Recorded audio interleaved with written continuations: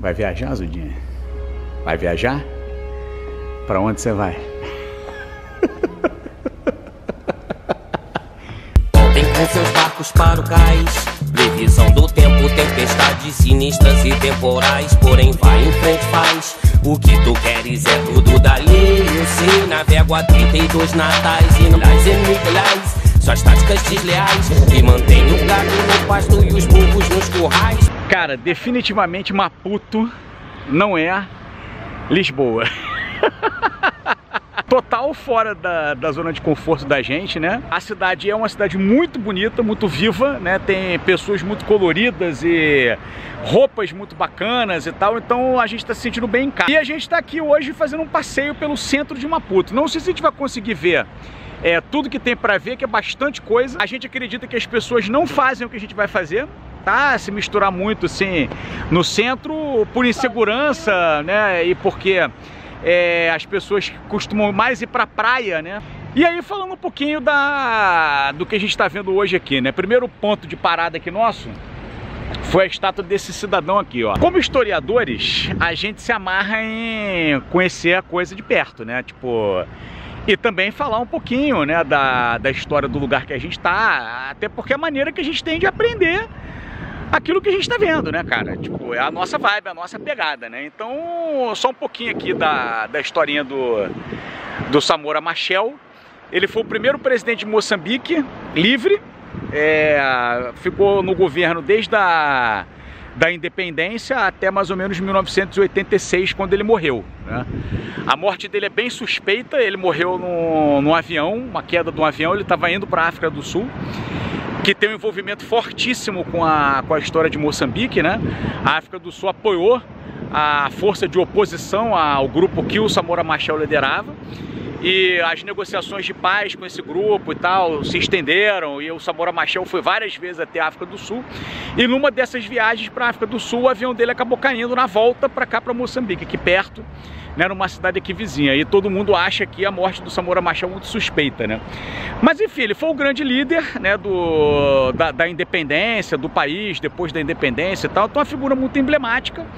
É um sujeito bem ligado à história da esquerda, né, aqui na África. Foi o fundador do partido que lidera o governo moçambicano até hoje, que é o Frelimo. E o grupo que combatia o pessoal do Samora Machel era o grupo chamado Renamo, que até hoje ainda controla um pedaço do país, né? Eu e a Zuda acabamos descobrindo aqui, né, Zuda? Vem pra cá. Eu e o Zuda acabamos descobrindo aqui que, porra, o país ainda tá meio que em guerra, né, cara? Tem uma série de situações ainda acontecendo. Então, porra, estamos conhecendo a cidade de Maputo e esse aí é o Samora Machel, a estátua do Samora Machel.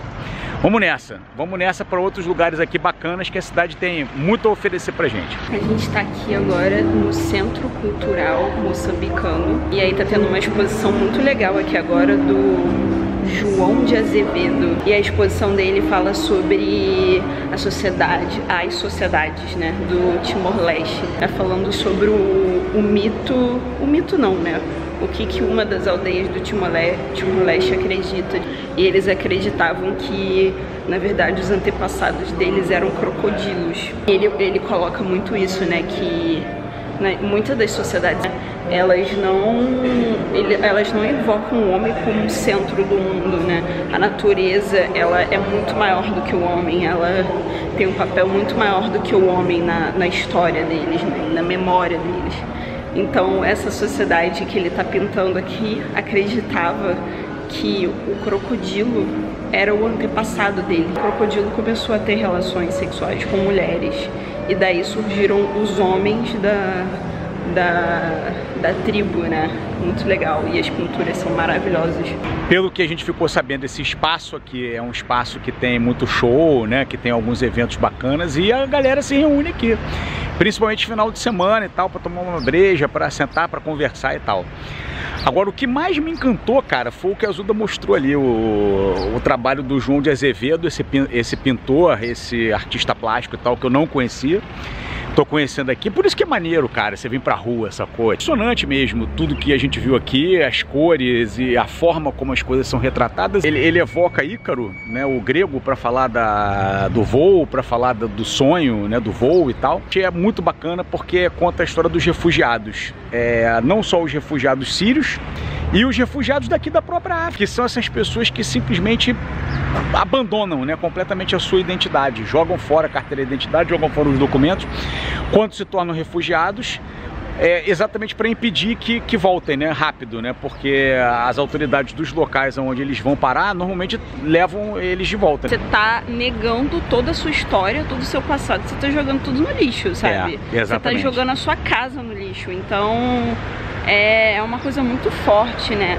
E aí, somado... Você tá tipo, desistindo da sua identidade, né? Em nome de um futuro que você nem sabe qual vai ser, né, cara, no final das contas, né, cara? Então é muito louco.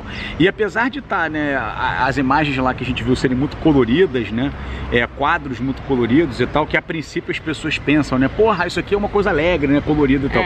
A gente associa muito o uso da cor a uma certa alegria, que nem sempre é assim, né? Porque essa coisa da cor faz parte um pouco da estética daqui de Moçambique, né, cara?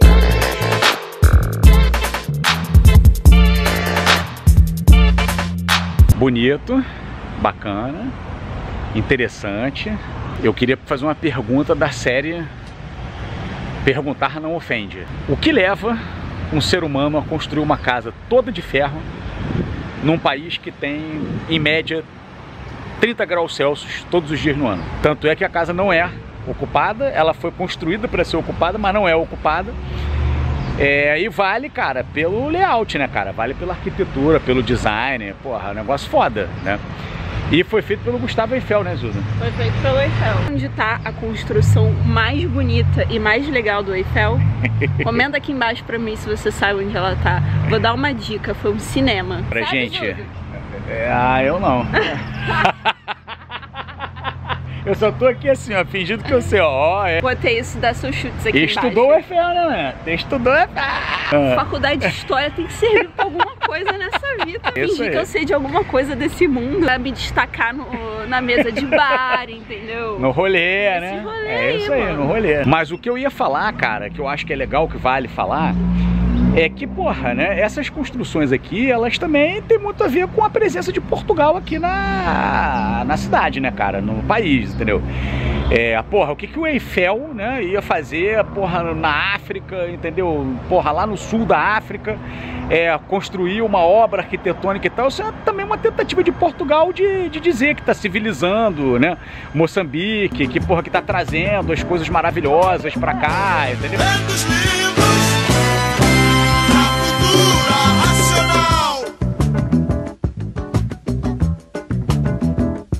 Guiné-Bissau, Moçambique e Angola. Guiné-Bissau, Moçambique e Angola. Vai viajar, Zudinha? Vai viajar? Pra onde você vai? Vem cá, tuas impressões aí. Museu. A gente tá no museu da CFM, não é isso? Você vai ler as paredes e aí você se depara com a história da verdade, né? A história do colonizer. Infelizmente, parece que aqui a história deles ainda não chegou nos museus, né? Ainda não deu tempo da história dos moçambicanos chegar no museu.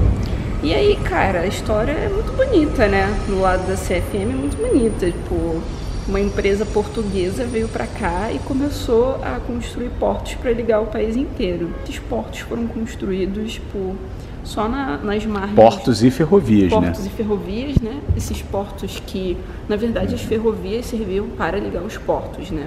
Porque a única coisa que eles queriam era tirar o que os países africanos produziam de dentro do território deles, entendeu?